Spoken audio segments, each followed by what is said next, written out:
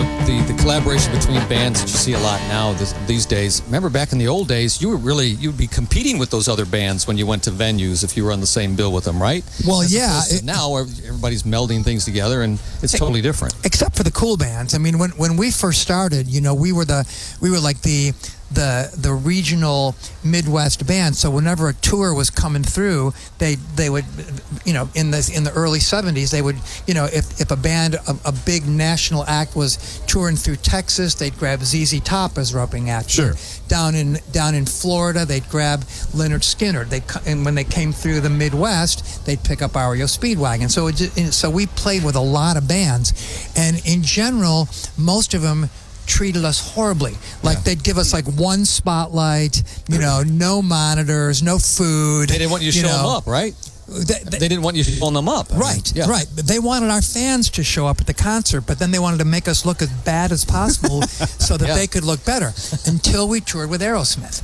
And Aerosmith had the exact opposite way of doing things, man. They wanted us to be as great as we possibly could, and they gave us lights and sound. What year was that? What tour would that have been? I'm gonna say, I can't remember if it was. I would say 76. Does that make sense? That sounds like that would have been a fun tour. Oh yeah. Oh, it was fun, all right. But ever since then, I remember thinking, well, if we ever become a headliner, we're always going to treat the bands that we play with respect. And because Aerosmith's thing was, if the better we sound, it just raises the bar. It's going to make them rock even harder. So, there's, nowadays there's a certain, you always want people to leave the arena talking about you as opposed to talking about the other band, but so you just do your best. But there's never been anybody that we've toured with that has had a bigger spirit of collaboration than Chicago. That's great.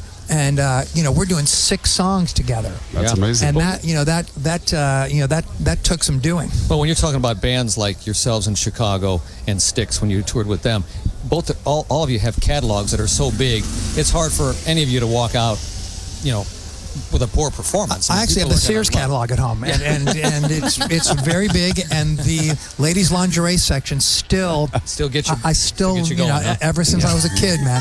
Did you bring it with you by any chance?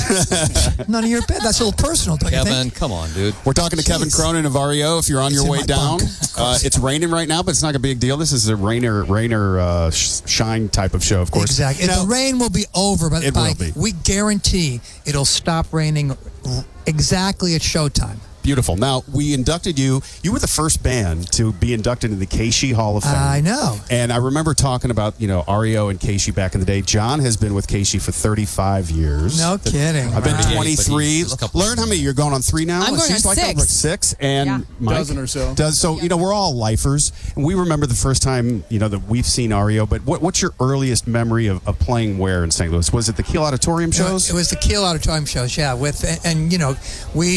Keishi was the first radio station that really, people always ask me, well, what is it about St. Louis? Why does REO Speedwagon have this connection with the people of St. Louis? And it's a no-brainer. It's like because Keishi just took us under their wing, and back in those days, if a DJ liked a record, the DJ played that record. Exactly. And there was less of a decision by committee of as far as what music got played. And Keishi was free form, underground, and it was awesome. It was the golden days of FM radio.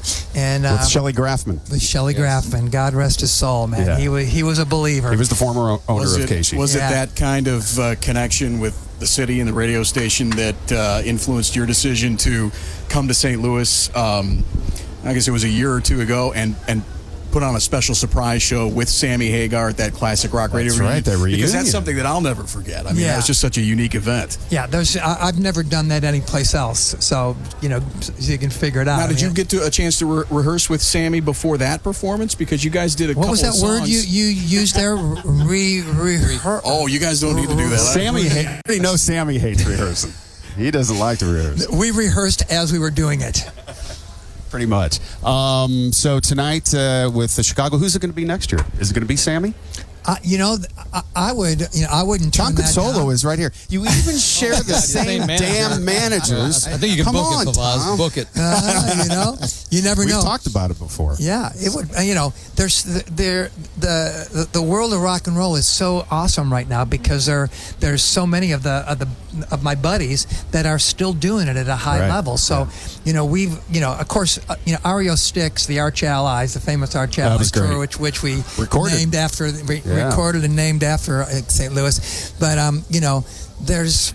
Who would have thought that we would be touring with Chicago? If you would have asked me a couple of years ago, I would have probably gone, I don't know about that. And in fact, I did because the question did come up, and for some reason, a few years ago, for whatever reason, it just didn't feel right to me. So I was like, I don't know about that one, and I don't think it felt right to the Chicago guys. From Sure. what I understand, it just the stars weren't aligned, and then all of a sudden this year the stars lined up. So Perfect. there's no telling what might happen next year. Well, you know what? I already got the name. If you're gonna, especially if you take it out on tour, all right. What's that? Or if you just do it one time, it's Super Jam.